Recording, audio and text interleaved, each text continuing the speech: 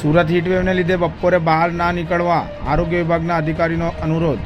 કહ્યું, હીટ સ્ટ્રોકને લીધે સિરિયસનેસ આવી જાય છે. સુરત આવેલા આરોગ્ય વિભાગના અધિક નિયામક ડૉક્ટર નીલમ પટેલે જણાવ્યું હતું કે સમગ્ર ગુજરાતમાં અત્યારે ટેમ્પરેચરનું પ્રમાણ વધ્યું છે. 7-8 જિલ્લામાં 45+ ટેમ્પરેચર ચાલી રહ્યું છે. જ્યારે સમગ્ર રાજ્યમાં હીટ રિલેટેડ 108માં જે કેસો આવતા હતા એનું સતત મોનિટરિંગ કરીએ છીએ. એપ્રિલ મહિનાની શરૂઆતમાં દરરોજના 50-60 જેટલા કેસો આવતા હતા, પરંતુ જે ગરમીનું પ્રમાણ વધતું ગયું તેમાં કેસોમાં પણ વધારો થયો હતો અને 80થી 90ની એવરેજ પર આવ્યા હતા. છેલ્લા 4 દિવસથી કેસોની સંખ્યા અનુક્રમે 106, 132, 188 અને ગઈકાલે રાજ્યભરમાં 224 કેસો નોંધાયા છે.